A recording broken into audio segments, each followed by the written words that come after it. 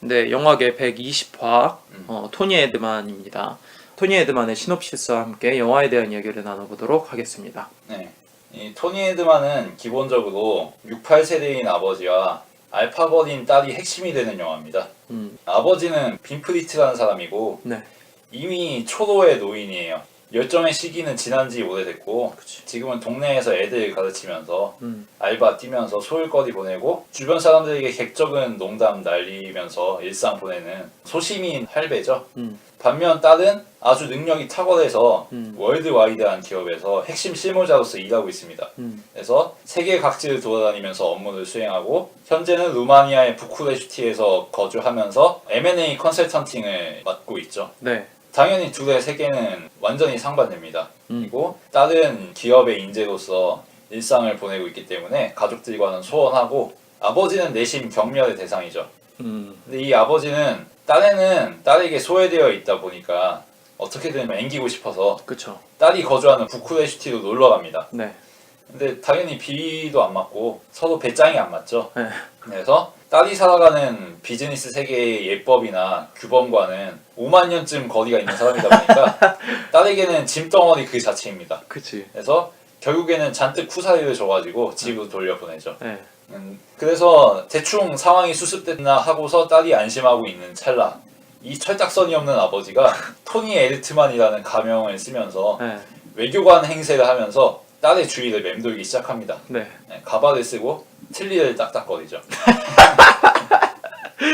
그러면서 알파걸 딸과 전직 히피 아버지 사이에서 갈등이 점점 고조되고 네. 이야기가 진행되는 그런 작품이라고 볼 수 있습니다. 네. 가볍게 일단 저부터 이야기를 하자면 네. 되게 많이 낚시를 당했어요, 이 영화가. 그러니까 이 영화를 어떻게 알게 됐냐면은 전혀 소식을 모르다가 아트하우스 갔을 때 광고로 나오더라고. 근데 이 광고 예고편 수준이 어느 정도였냐면은 러브 액츄얼리 같은 되게 가벼운 영화처럼 예고편을 만들어낸 거야. 엄청 빵 터지게. 그래서 예고편 보면서 아 되게 이거 유쾌한 영화구나. 뭐 마치 막 임창정이 나와도 아무렇지 않을 법한 그런 분위기의 영화라고 예고를 해주니까 되게 가벼운 마음으로 아 그렇게 가벼운 영화구나 그냥 한번 재밌게 웃으면서 볼 수 있는 영화네 라고 생각을 했는데 개뿔 러닝타임부터가 2시간 40분인 거야. 이거 보고 이씨 뭐지 이게? 라고 생각을 하고 영화가 시작하자마자 아빠가 개그를 치는데 한숨이 나오는 거야. 그 개그를 치는 맥락도 되게 길잖아. 택배 기사가 와가지고 물건을 받아야 되는데 다른 사람인 양 행세를 하지. 그래서 부장님 개그를 하고 있으니까 나는 광고랑 너무 다르잖아. 광고를 이렇게 하면 안 되지 싶을 정도로 너무 판이하게 달라갖고 처음에 많이 당황했어. 그리고 이 영화는 중심 서사에 전개하고 실제 영화가 관객에게 보여주고 싶은 게 상당히 이반되는 것들이 많아요. 맞아요. 표면적으로 보면은 서로를 이해하지 못하고 있는 아버지와 딸이 점점 친밀해지는 스토리처럼 보이지만 사실 이면을 까보면은 마냥 그렇지 않다는 것이 드러나는 것들이 굉장히 많거든. 그런 점에서 광고하고 작품 자체도 격차가 크지만 작품의 서사하고 실제로 이 작품이 관객에게 보여주고 있는 것 사이에도 격차가 크다는 거지. 그래서 서사만으로 정리가 안 되는 그런 영화라고 볼 수 있는 것 같아. 스미스가 한 말에 공감하는 게 이 영화는 감독도 얘기했지만 결코 코미디 영화가 아니거든. 웃을 수 있는 장면은 있는데 마치 카카오 99%를 먹는 듯한 씁쓸함으로 뒷맛이 다가오기 때문에 결코 쉽사리 웃을 수가 없거든. 이 영화는 관객들이 대중적으로 보고 싶은 장면들은 빨리 잘라내. 그리고 되게 보기 싫어하는 거, 보기 꺼려하는 장면들은 너무 길게 가. 그게 너무 난 당황스러웠는데 몇 가지 꼽자면은 지나칠 정도로 보기 싫은 장면을 길게 보여주는 장면이 첫 번째는 빈프리트가 기르던 강아지가 죽잖아. 죽은 다음에 거기서 누워서 잔 다음에 일어나서 한참을 나무 같은 거를 붙잡고 오열하는 듯이 숨죽여서 시름시름 앉는 듯한 장면이잖아. 그거 되게 길게 빼주잖아. 그 장면이 너무 잔인하게 나왔어 나한테. 빈프리드가 개인 거지. 그러니까 아들 입장으로서 딸 입장으로서 그런 사실을 알고 싶지가 않잖아. 그 말인즉슨 대중들은 되게 불편해 할 수 있는 장면이라는 거잖아. 근데 그런 장면을 통째로 다 보여주니까 당황스러운 거지. 근데 더 웃긴 게 뭔 줄 알아? 뭐? 그 장면 다음에 딸을 만나러 가잖아.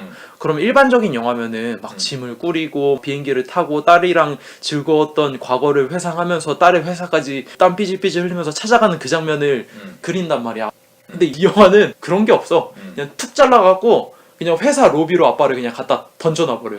그런 장면 다 빼버리고. 그러니까 대중들이 흔하게 받아들일 수 있는 어느 정도 관념화되어 있는 장면들이나 서사들은 많이 제껴버리고 보기 싫은 장면들, 그런 것들을 굉장히 길게 적나라하게 보여준다는 점에서 참 유럽 영화스럽다라는 생각을 한 번 더 했지.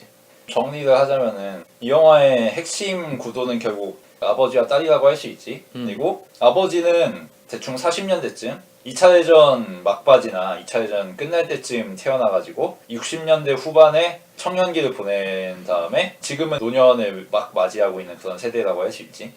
그리고 본인 자체도 전직 히피란 말이야. 아직까지도 마이너 감성에 젖어있는 그런 사람이라고 볼 수 있고, 반면 딸 같은 경우에는 신여성이지, 요즘식으로 얘기하면.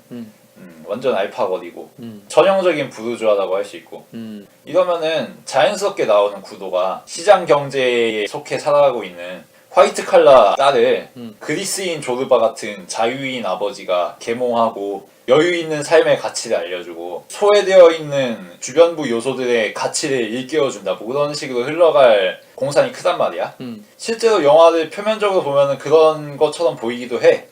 억압받는 가치들을 딸에게 계속 보여주려는 것처럼 보이지. 그치. 그리고 딸도 그거를 납득하는 것처럼 보이기도 하고. 모르는 것도 아니고. 근데 마냥 그렇게 안 간다는 게 이 영화에서 특이한 점이라고 할 수 있지. 그러니까 소재가 영화를 이루지 않는다는 거지, 이 영화는. 소재가 영화를 이루지 않는다? 그러니까 좀비 영화가 나오면 좀비가 사람을 물어 뜯어야 되잖아. 그치. 그게 필연이잖아. 68혁명 세대 아버지와 현대 여성으로서의 딸이 나오면은 아버지가 허허실실하면서 딸을 계몽하고 가르치고 일깨우는 그런 스토리로 가는 게 필연이란 말이야. 근데 그렇게 안 간다는 거지. 소재로부터 필연적으로 연역되는 스토리대로 안 간다는 거지. 근데 그게 사실 현실이랑 맞는 거잖아. 그렇게 계몽되면은 그게 그냥 영화인 거고, 보편적인 틀에 박힌 영화들이 그런 거고. 휴머니즘물이 되는 거지. 그렇지 않은 게 현실이니까. 냉혹한 현실 속에서 주목되지 못했던 것들에 대해서 우리 온정을 발휘해보자, 이런 식으로 가게 되는 거지. 그치. 그래서 영화적으로도 보면은 뒷마무리까지 그 기조를 계속 유지하는 것 같아. 어느 정도 적당히 딸도 받아주는 것 같긴 하지만, 그렇다고 아버지의 뜻이 삶의 진리냐 받아들이지 않는 모습에서 보면. 그래서 이 이탈이 표면적으로 본격적으로 드러나는 부분이 이네스의 생일 파티가 끝나고 나서 이네스의 회사 시점으로 시퀀스가 이동하는 거야. 처음에는 빈프리드라는 사람을 중심으로 서사가 전개되잖아. 그 사람을 가운데 놓고서 카메라가 등장하고 이야기가 전개되고 전처 가족들 만나고 이네스 와서 인사 나누고 이런 식으로 진행된단 말이야. 근데 거기서 컷이 끊기고 시퀀스가 전환돼서 이네스의 회사를 보여줘. 이러면은 시점이 달라진 거지. 그치. 빈프리드가 주제자가 돼서 그 사람의 초점에서 이 영화가 진행되는 줄 알았더니 갑자기 이네스의 시점으로 넘어간단 말이야. 맞아. 여기서부터 균열이 일어나기 시작하는 거지. 그래서 언뜻 보면은 이야기가 산으로 가는 듯한 느낌이 든단 말이야, 이 시퀀스에서. 근데 이게 나중에 정당화되지. 왜냐하면 이 영화는 빈프리드가 아니라 이네스의 이야기를 하기 위한 거였으니까.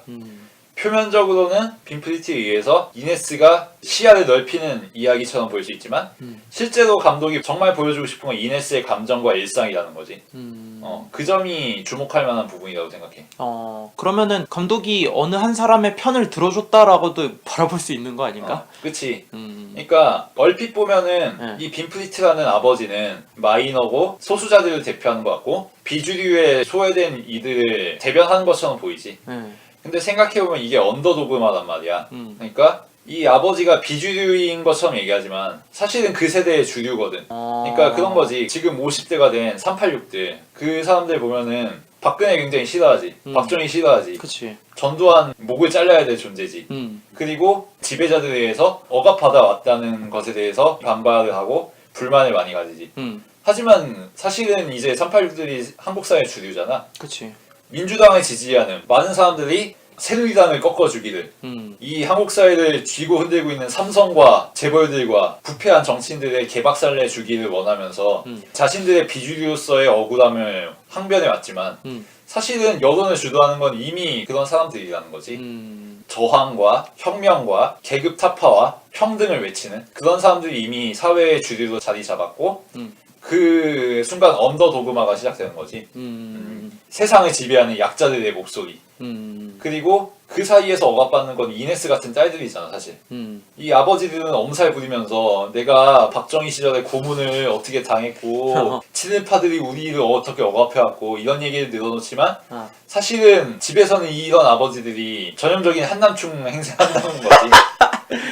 그래 내가 이 영화를 보면서 비교하면 참 재밌을 만한 영화를 생각한 게 국제시장이었어. 흔히 듣던 1.4 후퇴 때 얘기부터 6.25 전쟁 그리고 베트남 파병 독일 그리고 이산가족 이야기하면서 대한민국 이 나라를 지켜온 우리 윗세대들을 이야기하는 영화가 국제시장이잖아. 국제시장이 토니 에드만이 되어 있는 거고. 그거는 좀 다르다고. 그건 좀 다른 건가? 토니 에드만은 국제시장을 까는 세대인 거지. 한 세대 위에 있는. 아우 저런 틸딱들. 나는 나이는 먹었지만 아직까지 감성 젊은데. 너네들이랑 어울릴 수 있다 약간 그런 거야. 그러니까 뭐 유시민이나 진중권 같은 세대인 거지 토니 에드만이. 그러니까 자기 그렇구나. 아버지 세대의 구태의연함을 타작하면서 오픈 마인드, 신세대 감성 이런 거를 과시하는 세대라는 거지. 이 68 세대들이. 하지만 딸이 보기엔 그거나 다 똑같아 보이고. 딸이 보기엔 오히려 저렇게 9세대들을 까고 자신들의 억압을 호소하고 마이너의 가치를 설파하는 게 오히려 스노비즘인 거지. 딸의 입장에서는. 그러니까 한국하고 독일의 지형이 꽤 다르다고 볼 수 있는 게 독일에는 국제시장 같은 이야기를 할 수 있는 사람이 없어. 그렇게 할 수가 없겠네. 2차 세계대전을 추억해야 되는 거니까 그러면. 그치. 그 사람이 누구냐면은 토니 에드만의 어머니야. 토니 에드만의 어머니 보면은 작중 초반부에 이야기하는 게 나오잖아. 딱 봐도 관계가 그렇게 좋지 않아. 근데 말은 많이 하지 못해. 감정이 불편한 것만 드러내고. 왜냐하면은 말을 많이 하면은 나치 이야기를 해야 돼. 그러네. 노골적으로 얘기하면은 난 나치 빠순이었기 때문에 너 같은 공산주의자 새끼 용납할 수가 없다. 이런 게 되는 거지 적나라하게 얘기하면은. 너 같은 신자파 새끼, 히피 새끼 같은 놈들은 히틀러 성님이 살아계셨으면은 가스실로 보냈을 거라고. 그게 솔직한 어머니의 마음인 거지. 존나 무섭다. 근데 그렇게 말할 수 없잖아. 그치. 그리고 본인도 그 시절이 자신을 배반했다는 걸 알잖아. 그러니까 마음을 닫은 채 살아가는 거지. 아들이 개새끼 때문에 우울해 있어도 그런 애 그냥 안락사 시키면 되지 왜 그렇게 툴툴대고 있냐고. 그런 어머니인 거잖아. 그게 독일에서는 국제시장을 바라보면서 위안을 삼는 노년 세대인 거지. 그리고 토니 에드만은 그런 틸딱들을 시체 삼아서 올라온 주류 세대인 거고. 그러면서 자신들의 진보성이라든지 개방성이라든지 깨어있음을 과시하는 거지. 나는 깨시민이다. 근데 그 깨시민스러움이 지금 신세대인 이네스에게는 굉장한 억압으로 다가오는 거잖아. 그치. 아버지가 자기 오픈마인드라고 자기 열려있는 사람이라고 틀리 끼고 다니면서 농담 따먹게 하고 이게 이네스에겐 굉장한 압박인 거잖아. 그치. 굉장히 재밌는 부분이지. 이거는 한국에서도 관찰할 수 있는 그런 것들이고 부장님이 과장님이 나름 자기는 젊은 시절에 학생운동도 했고 여러가지 미국이나 유럽의 신식 담론들을 받아들였다 이거야. 그러면서 요즘 젊은이들은 왜 데모를 안 해? 자기 땐 했는데. 우리 때는 말이야 이러면서 거창한 게 일장연설하고 요즘 젊은이들은 꿈이 없어. 뭐 한비야 인터뷰 같은 거 보면은 요즘은 왜 7급 공무원 같은 걸 꿈꾸냐 뭐 이런 식으로 타작하고 이런 거 있잖아. 싸대기 때렸다고 공무원이 꿈이라고 그러니까. 그런 감성인 거지. 세상에 얼마나 보고 배울 게 많고 참고하고 삶을 채워나갈 게 얼마나 많은데 왜 이렇게 요즘 사람들은 좁은 시야에 갇혀서 사느냐 뭐 이런 이야기를 하는 거지. 그런 기성세대고 그러면서 자신은 썩어빠진 세상과는 다른 존재인 것처럼 여기고. 토니 에드만이 틀딱인데 그 위에 나치 틀딱이 있었던 거네. 그치. 나치 틀딱을 타작하면서 자기는 열린 사람이 되는 거지. 자기는 틀딱이 아닌 양. 근데 이 이네스는 그렇게 편협할 수밖에 없는 조건들이 굉장히 많이 있다는 게 이 영화에서 드러나잖아. 일단 일이 존나 빡세. 맞아. 일이 그냥 단순하게 노동 강도가 빡센 게 아니라 여러 가지 정치적인 이해관계가 달려 있어. 자기는 사실은 고용인일 뿐이야. 불편한 일을 대신 처리해주는 사람인 거지. 남들을 해고시키고 구조조정하고 M&A 해주고 말하자면 뭐 심부름 센터 같은 역할을 하는 사람인 거지. 그러면서도 교양은 차려야 되고 적대하면 안 되고 정치적인 줄타기에 대해서 해야 되고. 그치. 이 속을 챙겨야 되니까. 그러면서도 섹스 문제는 또 존재하고 그게 또 회사의 정치적인 관계하고 떨어진 게 아니고. 그치. 개인적인 영역이란 게 없는 사람이잖아 이 사람은. 기껏 있는 개인적인 영역에는 아버지가 들어가가지고 채땅놀이 하고 있고 발톱이나 깨부수고 있고 옷장에 숨어가지고 놀래키고 맞아. 그런 점들을 계속 보여주면서 이 이네스가 왜 아버지의 세계를 혐오할 수밖에 없는가, 경멸할 수밖에 없는가, 왜 아버지가 생각하는 답답한 현대 젊은이들처럼 살아갈 수밖에 없는가, 이거를 구구절절하게 보여주지. 그러면서도 그걸 온전하게 긍정하는 건 아니고 당연히 감독과 작품과 카메라도 이네스의 삶이 긍정적이지 않다는 건 보여줘. 무언가를 많이 놓치고 있고. 하지만 그게 어쩔 수 없다는 거지. 세대 간의 갈등이라고 볼 수 있는 거잖아 결국에는. 맨 처음에 얘기했던 그 시점을 다르게 한 부분이 확실히 좋은 효과였다는 생각이 드는데 중간에 그 시점이 충돌하는 부분에서 의문이 드는 대사들이 있었어. 그러니까 결국에는 처음에는 아버지 빈프리트 시점에서 카메라가 시작이 됐다가 두 사람이 만났을 때 충돌하는 부분 거기서 의문이었던 게 너가 제대로 사는 게 아니라고 지금 이게 너 뭐 취미생활도 즐기고 그래야 되지 않냐고. 그러니까 딸이 이네스가 영화 같은 거라도 보라고요? 그런 식으로 얘기를 해.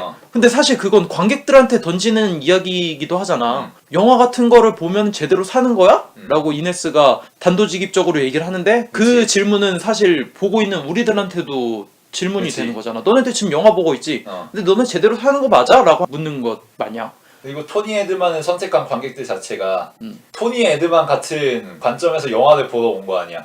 그럴 수 있지. 돈 벌고 집 장만하고 일하고 이것만이 삶이 아니고 영화 보는 게 가치 있는 일이고 그 중에서도 유럽 영화고 많은 상을 받아온 예술 영화를 보는 게 이 시장 경제에 찌들은 삶을 탈출하는 좋은 방법이라고 많은 관객들이 믿고서 영화를 보러 온 거 아니야. 맞아. 거기 대놓고 이네스가 영화 같은 거 보라는 거임? 이러는 거고. 그게 삶을 즐기는 거냐 묻는 거고. 근데 그거는 이제 외적인 것까지 끌고 왔을 때 그렇게 의미부여를 할 수 있지만 영화 내적으로도 그 흐름을 봤을 때 빈프리트의 말이 옳다는 것처럼 연출을 해줬기 때문에 그 대사가 더 의미심장하게 다가온다는 느낌이 있지. 그렇지. 그러니까 빈프리트가 암시하는 클리셰, 휴머니즘적인 가치와 진보적인 가치를 가지고 폐쇄적인 삶의 교훈을 던지는 그런 모양새의 경종을 울리는 거잖아 갑자기.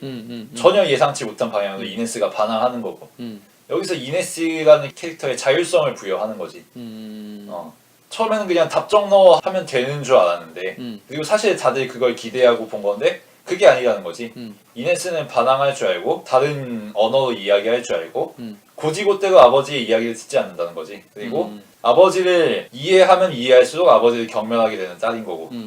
그래서 관객들이 기대하는 거는 계몽되어가는 딸의 모습이 보이겠구나라고 생각을 하는데 그 기대를 확 깨버리는 게 이네스가 맞은편 회사의 사모님이랑 쇼핑을 하고 나서 빈프리트를 백화점에 오랫동안 기다리게 하잖아. 그때 아버지가 이렇게 얘기를 해 딸한테. 너 사람이냐고. 너 사람이냐고. 근데 이런 얘기까지 왔을 때는 아니 굳이 자기 딸한테 아무리 화가 나도 그렇게까지 얘기를 하는 게 말이 되는가 싶을 정도로 충격적인 말이라서 난 어떻게 받아들여야 될지 잘 모르겠어 그 대사를. 그게 그냥 아빠가 화나서 그냥 홧김에 뱉은 말인 건가? 그러니까 빈프리트라는 사람이 계속 얘기하는 거는 사람이 되어야 된다 이거 아니야. 그치. 삶을 즐기는 사람이 되어야 된다. 세상의 도구가 되면 안 되고 기계처럼 살면 안 되고 인간다움을 찾아야 된다 뭐 이런 거 아니야. 그리고 그게 지적인 영화들 대부분이 전제하고 가는 거고. 소외되고 허황되고 껍데기만 있는 삶을 벗어나서 자신이 이성을 가지고 지성을 가지고 알맹이를 찾아보자. 휴머니즘을 획득하고 우리가 정말 사람답게 살아보자. 이런 게 대부분의 교양 영화, 웰메이드 영화에서 얻어지는 교훈들이잖아. 구디건팅 같은 게 대표적이지. 그런 점에서 이 빈프리트가 이네스를 질책할 때 너 사람이냐고 묻는 거는 사람다움에 대한 고정관념. 그리고 웰메이드 영화들에서 강요하는 휴머니즘. 이것들에 대해서 이 영화가 답을 하겠다는 것을 천명한 지점인 거지. 근데 그 대사가 들린 이후로 되게 불편했던 게 이네스의 모습이 사람 같지 않아서 불편했거든. 예를 들어 남자친구가 사정을 한 케이크를 그냥 먹는다든지 아버지랑 클럽 가기 전에 같이 마약을 한다든지 또는 발톱이 다쳤는데도 불구하고 PT를 해야 되잖아. 그때 모습 보면은 사람이 아니라 짐승이나 그치. 기계 같은 모습으로 보이거든. 실제로 대사도 나와. 이네스 당신은 짐승이야. 라고. 그런 식으로 그 대사가 계속해서 끝까지 아 이게 사람이 사는 건가? 라는 생각이 들 정도로 한번 파급을 던져주다 보니까 영화 이해하는데 큰 걸림돌로 작용하는 느낌이었어 나한테 오히려. 그러니까 거기서 관객에게 질문을 던지는 거지. 그냥 우리가 흔히 생각하는 사람이 사는 법을 탐구하는 그런 영화로 가지 않겠다는 이야기고 너가 한번 생각해봐라. 여기서 빈프리트가 얘기하는 것처럼 혹은 다른 무수히 많은 영화들에서 얘기하는 것처럼 사람답게 살면 이 문제들이 해결되는 거냐? 라는 질문을 던지고 있는 그런 대사라고 할 수 있지. 근데 난 이게 모순이 있다고 생각을 했던 게 이 영화는 딸이 엔딩까지 왔을 때도 개몽되지 않는 영화잖아. 아버지에 그치. 의해서. 근데 아버지의 너가 사람이냐라고 하는 말 한마디 때문에 마치 이네스가 아 나는 아버지가 생각하는 사람이라고 하는 범주 안에 사는 사람이 아니네. 그렇다면 나는 지금 잘못 사는 걸까? 라고 하는 질문을 던지면서 관객도 아 저렇게 살면 사람이 사는 것 같지가 않아. 짐승이 사는 것 같은데? 기계가 사는 것 같은데? 라고 하는 찝찝함을 남기면서 엔딩이 되니까 결국엔 우리가 아버지에 의해서 계몽이 되어가는 거 아닌가라는 생각을 한 것이 나. 근데 그거는 아버지라는 존재를 이네스가 마냥 무시할 수 없다. 아 그냥 그 정도로만? 그러니까 이 아버지가 경멸스럽더라도 오히려 그 경멸스러움 자체가 이 아버지가 이네스에게 큰 존재라는 걸 얘기하는 거지. 정말 신경 쓰지 않는 존재면 경멸스럽지도 않을 거 아니야. 그치. 제주도 사는 김모 씨 이런 사람들이 경멸스럽지 않잖아. 나랑 아무 상관도 없는 사람들이고 내가 신경 쓸 필요도 없는 사람들이니까. 그치. 이 사람은 아버지란 말이지. 좀 더 상징적으로는 청년 세대들이 바라보고 있는 기성 세대들인 거고. 그냥 이 사람들이 세상에 없다고 생각할 수는 없어. 자신의 뿌리 같은 사람들이잖아. 그렇게 생각하면은 오히려 그것마저도 안고 가는 거네. 그치. 이네스가 아버지의 그런 시선이나 그런 사람이라고 하면 생각하는 그 틀마저도 본인이 알지만 그냥 안고 가는 거잖아 끝까지 살면서. 빈프리트가 얘기하는 인간이라는 건 결국엔 이네스가 마지막에 흉내내는 것처럼 할머니 모자 쓰고 틀니 끼는 그런 모습인 거잖아. 그치. 그런 유머러스함과 위트를 가지고서 여유를 가지고 여백을 가지고 삶을 관조하면서 살아가자. 그런 거잖아. 근데 결국은 그거는 한때의 유희고 놀이일 뿐이고 쓰는 숨을 지을 수밖에 없는 거잖아. 빼면서. 그치. 그 부분에서 충분히 답이 다 되지 않았나 싶어. 그러니까 뭐 살면서 유머를 잃지 말아라 라고 얘기하는 건 그냥 그 세대의 생각일 뿐이고 지금 와서의 복잡한 정치적 상황과 현실과는 또 동떨어진 얘기이기 때문에 뭐 꼭 틀린 말은 아니고 나름 이해할 만은 하지. 이네스도 아버지의 입장이나 처지를 이해 못하는 건 아니잖아. 그러니까 아버지가 쿠사리 먹고 집으로 갈 때 울고 그런 거겠지. 아버지 포옹도 한번 해주고 하지만 병원까지는 같이 안 가준다는 거. 그런 거에서 굉장히 상징적으로 잘 드러나지 않나. 나는 좀 더 보면서 생각이 들었던 거는 이게 거기까지만 얘기했으면은 계속해서 얘기한 대로 세대와 세대 간의 갈등 이야기를 한다고 생각을 했는데 그런 세대 간의 이야기가 아닐 수도 있다라는 생각이 든 장면이 있었어. 그레이티스트 러브를 부를 때 그 생각이 들었는데 이거는 그러니까 과거의 부녀가 무슨 갈등이 또 있었을 수도 있잖아. 사실 우리가 모르는 그것을 정확하게 얘기하지 않았기 때문에 계속 상상할 수밖에 없는데 그 노래를 완창하는 장면을 보면은 이 둘은 과거에 뭔가가 있었던 것 같다라는 생각이 들었어. 노래도 굉장히 익숙하게 부르지. 그치. 항상 불러왔던 것처럼. 그래서 무슨 생각이 들었냐면은 나는 또 노래를 했던 사람이니까 아 이네스가 지금 같은 직업을 꿈꾸는 사람은 아니었구나 라는 생각을 한번 했어. 왜냐면 이 아버지는 영화 초반부에도 나오지만 피아노를 다른 아이한테도 가르칠 정도로 예술적인 분야에서의 달란트를 갖고 있는 사람인 것 같아. 그러다 보면 당연히 자기 자식도 고루한 사업적인 일을 하는 것보다는 창조적이고 공연 같은 일을 하고 싶었던 사람으로 자라나길 바랐겠지. 그치. 그러다 보면 이네스도 당연히 그런 영향을 받아서 그런 삶을 꿈꿨을 수도 있어. 근데 지금 되게 답답하고 얽혀있는 상황 가운데서 노래를 부르게 시켰는데 처음부터 끝까지 거의 오기를 부르는 모습을 보노라면 이거는 단순하게 세대와 세대 간의 이야기일 수도 있지만 훨씬 더 개인적인 이야기 그리고 좀 더 보편적인 이야기로 해석할 수도 있겠구나라는 생각을 했어. 그러니까 그런 사람들 대부분 지금 하고 싶어하는 일이 꿈이어서 하는 사람들이 없잖아. 그리고 자신이 무슨 꿈을 가졌는지는 아버지들이나 어머니는 대부분 알고 있고 그리고 지금 다른 직업을 가졌음에도 불구하고 너가 그런 꿈을 가졌던 것을 기억하고 그 순간을 나는 기억하고 있고 그 순간들이 소중했다라는 식으로 한 번 더 짚어주는 것 같아서 냉정하지 않고 따뜻하게 다가왔던 것 같아. 그 부분들이. 나는 약간 다르게 봤는데 좀 더 냉정하게 보자면은 예를 들어서 이런 거지. 이네스가 어린 시절에 대통령을 꿈꿨어. 그래서 대통령을 꿈꾸는 애들끼리 모아가지고 웅변대회에 나간 적이 있어. 그런 기억이 있는 거지. 근데 우리가 나중에 크면 다 대통령 돼? 안 되지. 안 되지. 그럼 대통령 몇 번명이야? 그리고 자신이 대통령을 꿈꿨던 것조차도 그냥 그 시절에 있었던 추억이라고 말하기도 어려운 망상 같은 걸로 남아있는 거지. 어릴 때의 그런 판타지 같은 걸로. 이미 자신에게는 떠난 일이 되는 거고. 근데 아버지는 아직까지 과거에 집착하고 있는 사람이잖아. 그치. 그러니까 한 20년 전에 너가 웅변대에 나갔었지. 내가 그때 생생히 기억하는데 그거 한번 재현해보지 않으련? 뭐 이런 거지. 이네스 입장에서는 이 아버지 또 옛날 생각 나가지고 억지로 노래 부르게 시키는 이런 기분이지 않았을까 싶어 내 생각에. 아버지와 같이 노래 부르는 게 좋았던 적도 있지만 그건 이제 정말 까마득한 옛날이 된 거지. 하지만 아버지에게는 그게 아직도 어제의 일인 거고. 근데 1절까지는 그랬거든? 2절부터는 좀 태도가 굉장히 달라져서 손짓도 힘차게 하고 고음도 아주 그냥 내지르고 그렇게 한 뒤에 나온 장면이 누드 파티 장면인 거야. 그러니까 그게 마냥 싫지만은 않았던 것 같아, 이네스 입장에서. 복합적인 감정인 거지. 이 아버지가 지금 시대가 바뀐 걸 모르고 이네스가 바뀐 걸 모르고 고리타분한 과거 추억을 꺼내는 것에 대한 허탈함도 있지만 한편으로는 이 아버지가 그런 거에만 집착할 수밖에 없다는 것도 알고 있잖아. 그리고 자신에게는 그게 아무 의미 없어진 과거이기도 하지만 또 마냥 무시할 수는 없는 거고. 뭐 그런 것들이 그냥 복합적으로 잘 드러난 것 같아. 그러니까 나는 이 영화를 여러 평론가들이나 다른 사람들이 얘기하는 것처럼 신자유주의의 여성, 68세대 투닥들의 시선 그렇게 바라보지 않으려고 하는 입장이야.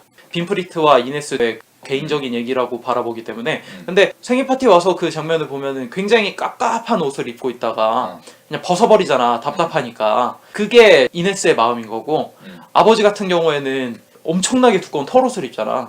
그러니까 과거를 덮지 과거를 통해서 지금 현재를 감싸고 있는 아버지의 입장이 그 털옷처럼 느껴지는 거지. 그러다 보니까 이게 서로 같은 마음이지만 현재 상태는 너무나도 다른 거야.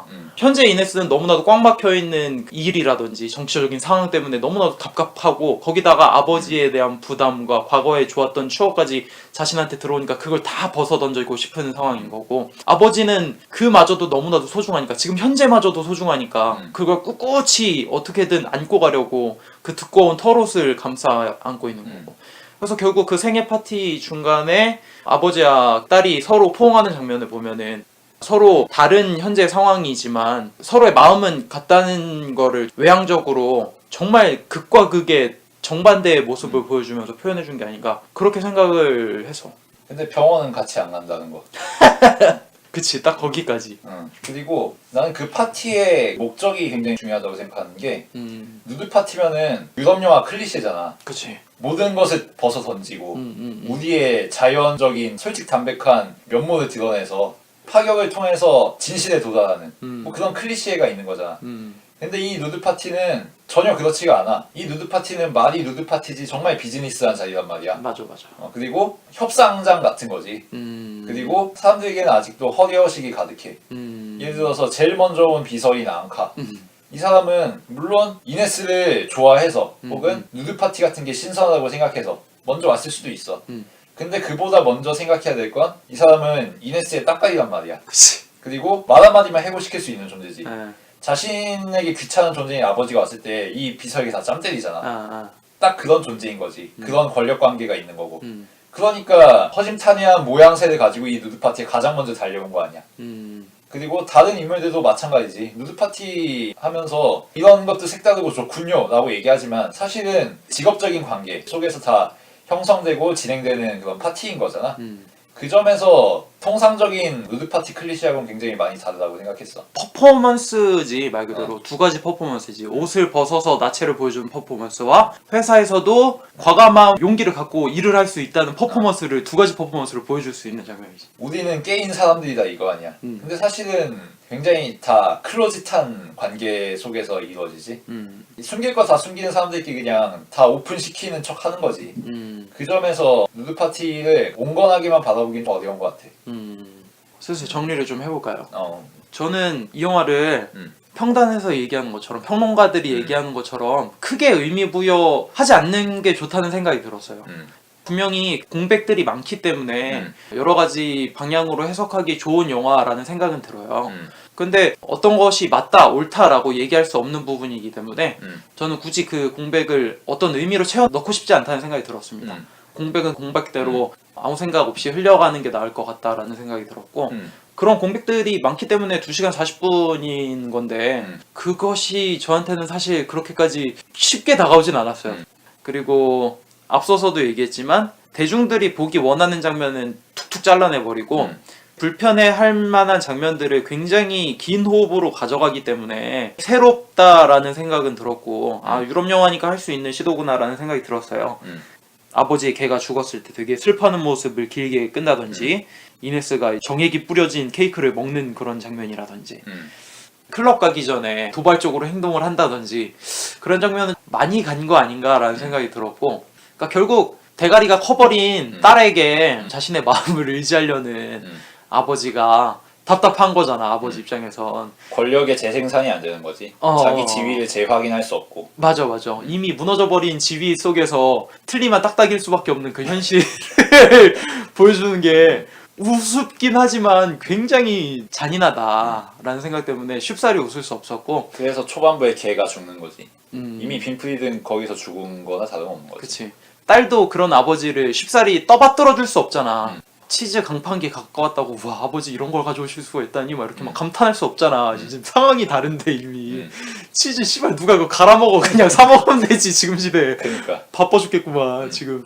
딱 그거잖아. 마트에서 사 먹느니 우리가 슬로우 푸드 운동 해보자 뭐 이런 개념인 거잖아. 그치 웰빙 문화 이런 거 체험하자. 근데 그럴 시간이 어딨냐고. 지금 PT 하기도 바빠 죽겠는데. 정액 케이크 먹기도 바쁜데. 하여튼 보기 싫은 장면을 길게 보여줘가지고 보면서 좀 괴로웠다라는 생각이 들었고 별점으로 주자면 3.5점 줄 수 있을 것 같아요. 한 줄 평을 하자면 이렇게 할 수 있을 것 같습니다. 살기 위해 틀니를 딱딱거리다. 언젠가 이네스도 결국 틀니를 딱딱거릴 날이 올 거예요. 네. 뭐 이거는 우연의 일치라고 볼 수 있을 것 같은데 활용하자면은 저는 더 플랜과 이 영화가 정말 상반되는 작품이라고 생각합니다. 더 플랜은 관객을 개돼지로 보는 작품이죠. 관객은 듣기만 하고 인식만 하면 되고 이 작품에서 말하는 메시지를 그냥 받아들이기만 하면 되는 존재죠. 그리고 그 중심엔 김어준이 있고 근데 사실 김어준이 바로 빈프리드 같은 사람이거든. 한국의 그러네. 빈프리드가 바로 김어준인 거지. 딱 그 세대네? 박근혜 타작하고 박정희 타작하고 이명박 타작하면서 자신들의 진보성과 계급성 이런 것들을 액세서리로 파는 패션으로 파는 그런 사람이라고 볼 수 있지. 그리고 그런 사람들에 의해서 강요를 당하고 있는 우리 수많은 관객들 그리고 청년들의 이야기를 하고 있는 거라는 생각이 들었어. 그러니까 이 영화는 굉장히 관객을 존중하는 영화인 거지. 관객들에게 메시지를 강요하지 않아. 여기서 메시지를 강요하지 않는다는 거는 단순히 영화에서 주제를 강경하게 말하지 않는다 이런 차원이 아니라 서사에 의해서 영화가 종속되지 않는다는 거지. 소재가 한번 정해지면은 그 소재로부터 필연적으로 끌고 나올 수 있는 이야기가 정해지고 그렇게 이야기가 정해지면은 그게 결국 주제로 이어지는 거 아니야. 그치. 이 영화로 예를 들면은 60대의 68혁명 아버지와 30대의 알파걸이 나오면은 그리스인 조르바 같은 아버지가 깝깝하게 살고 있는 딸에게 일깨움을 주는 이야기로 소재와 주제와 서사가 모두 일렬로 이어지는 거지. 그치. 마치 인턴 그 영화처럼. 그러면서 영화가 그 서사 라인에 종속이 되는 거지. 근데 이 영화는 그걸 깨버리잖아. 그리고 어떠한 메시지를 이야기하든 어떠한 서사를 이야기하든 그것이 강요가 될 수밖에 없다는 걸 보여주고 이네스를 둘러싸고 있는 직장 세계의 그런 동료들이나 상관들은 자본주의의 이야기, 자본주의 서사로 이네스를 강요하려 해. 그리고 빈프리드는 반대지. 반자본주의이고 휴머니즘의 가치를 통해서 이네스에게 강요를 해. 그 서사 라인을 가지고 다 각자가 자신만의 서사를 가지고 그 서사가 짱인 줄 알지. 그리고 그게 세상에서 가장 중요한 주제인 줄 알고. 그게 이네스에겐 강요일 수밖에 없다는 거지. 마치 많은 영화들에서 주제와 서사를 강요하는 순간 영화가 주제와 서사의 종속이 되고 관객은 그것을 받아들이는 개돼지가 될 수밖에 없는 것처럼. 그러니까 이네스가 아버지나 주변 사람들로부터 자유로워지는 순간 이 작품도 주제로부터 자유로워지는 거지. 그리고 관객들도 그만큼 자유로워지는 거고. 그 점에서 이게 주체성을 부여하는 영화라는 생각이 들었고, 아까 효식이가 말한 것처럼 여백이 많고 완결되지 않은 장면들을 보여주는 것도 다 그런 거지. 빈프리드라든지 다른 등장인물들의 스토리에 갇히지 않게 하겠다는 의도가 굉장히 들어가는 거고. 그런 의미에서 잭 니콜슨이 이 역할을 맡으면 되게 한정적일 수밖에 없을 것 같은데. 이거 할리우드에서 리메이크하면 그냥 아버지와 딸의 갈등 해결 뭐 이런 걸로 가겠지. 뻔한 클리셰로 빠질 수밖에 없겠지. 근데 뭐 또 이보다 모르니까? 더 좋을 수는 없다고 이런 거 보면은 다 그런 식이잖아, 잭 니콜슨. 그 점에서 별 기대는 안 되고 뭐 결론을 짓자면은 확정적인 결론과 서사와 주제를 거부하면서 자유의 영역을 확보한 영화라는 생각이 들고 하지만 그것이 우리가 자유에 대해서 생각하는 것만큼 긍정적으로 끝나지는 않는다는 거.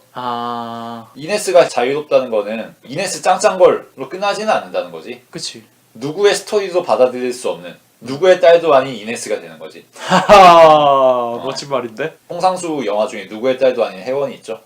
외롭게 쓸쓸하게 춥고 배고프게 남겨진 이네스만 있는 거지. 그 점에서 재밌게 봤고 올해 나온 영화 중에서는 탑이지 않을까 싶어요. 그래서 별점은 4.5점 주겠습니다. 4.5점? 네, 아직 8달 이상 남았지만 이거보다 좋은 영화가 딱히 나올 것 같진 않아요 올해.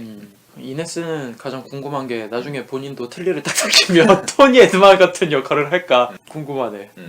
저희가 다룬 영화 토니 에드만이었는데 토니 에드만 다른 팟캐스트들도 많이 다뤄가지고 저도 많이 듣고 와서 이야기를 했는데 어느 한 팟캐스트는 이게 뭔 영화냐 재미가 없다 여기서 나오는 개그 코드들이 전혀 웃기지 않다 너무 잔인하고 재미가 없다 대중성이 떨어진다 영화가 나한테 의미를 떠먹여줘야 되는데 이건 뭐 평론가들이 해석하기 좋은 공간들만 즐비하지 이해하기 어렵다 그런 것도 있었고 신자유주의 시대의 여성과 변화하는 유럽에 대한 그치. 9세대를 대표한 영화다 뭐 이런 식의 해석들이 뭐 거의 대부분이더라고. 그런 요소도 있긴 하지. 왜냐면 루마니아 땅에서 독일인이 갑질을 하는 영화이기도 하잖아. 그 측면도 충분히 짚을 수는 있지. 그리고 또 하필이면 이네스가 하는 일이 구조조정하는 일이잖아. 루마니아를 식민 지배하는 일이라고 할 수 있지. 상징적으로 말하자면.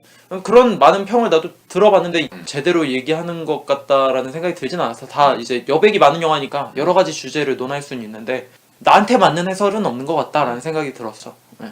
스미스가 얘기한 거 정도가 내가 생각하는 거에 좀 부합하지 않나라는 생각은 하는데 덧붙이자면은 그러니까 많은 사람들이 영화를 보면서 모방을 하길 좋아하는 것 같아. 그러니까 영화에서 보여주는 메시지나 영화에서 들려주는 의미나 영화에서 보여주는 장면 연출을 보면서 모방하기를 좋아하잖아. 그치.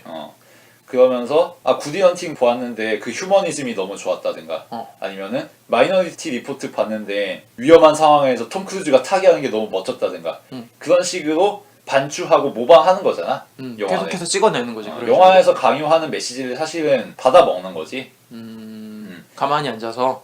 근데 그게 사실은 실패할 수밖에 없다는 게 틀니를 빼는 장면에서 정말 잘 드러난 게 아닌가. 왜 실패를 할 수밖에 없는 거지? 그러니까 이네스가 나름 나도 한번 아빠 흉내 내볼까? 아빠 한번 모방해볼까? 하고서 틀니를 꼈던 거잖아. 하지만 틀니를 빼지. 그거는 성공할 수 있는 게 아니니까. 그러니까 토니 에드만이라는 존재, 빈프리트라는 존재 자체가 영화라는 생각이 들었어. 영화다? 그 사람이 하는 행태, 그 사람이 하는 행동, 그 사람이 하는 코미디 자체가 하나의 1인 모노 드라마 영화인 거지. 그러네. 그리고 관객으로서 이네스는 그걸 모방하려고 해.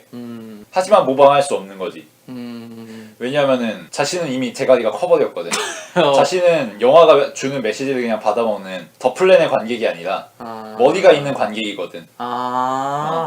그렇게 해서 해석하면 되게 재밌네. 그러니까 아버지가 그러잖아. 너 사람답게 살려면은 영화 같은 거 보면서 이렇게 작품성 있는 토니 에드만 같은 거 보면서 그렇게 살아야 너가 사람처럼 사는 거야. 그럼 그런가 싶기도 하고 그렇게 받아들일 수 있겠네. 그리고 이 토니 에드만이라는 영화 자체가 관객과 마주하고 있다는 게 정말 재밌는 거지. 살다 보면은 어. 강호동처럼 어. 명언충 있어. 명언충. 앞뒤 맥락 모르고 명언 하나 던지고 거기에 자기 혼자서 도취하는. 그리고 그 사실 명언의 앞뒤 맥락을 보면은 문장 자체만 멋있을 뿐이지 사실 알고 보면 그런 뜻이 아닌 명언들이 있잖아. 그렇지. 뭐 욥기에 나오는 그런 시작은 미약하나 시작은 미약하나 끝은 창대하리라. 그런 거 알고 보면은 욥 까는 이야기잖아. 그치. 그런 거랑 비슷한 거지. 뭐 아니면 뭐 영화에서 정말 그 던져주는 메시지 같은 거 있잖아. 카르페 디엠, 현재를 즐겨라 뭐 이런 거. 그래, 현재는 즐기는 거야.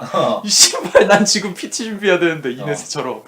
그런 생각에서 보면은 또 이게 딸이랑 아빠만의 관념에서 볼 수가 없네. 그러니까 관객이 영화와 감독을 싸대기 치는 걸 보여주는 영화인 거지.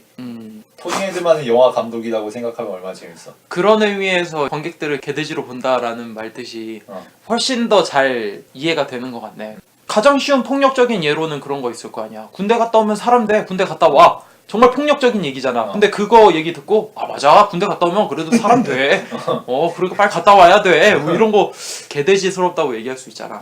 그런 의미에서 이 영화가 도발적인 건 굉장히 이유가 있었네. 안 되겠다. 별점 올려야겠다. 4점을 해야 될 것 같아.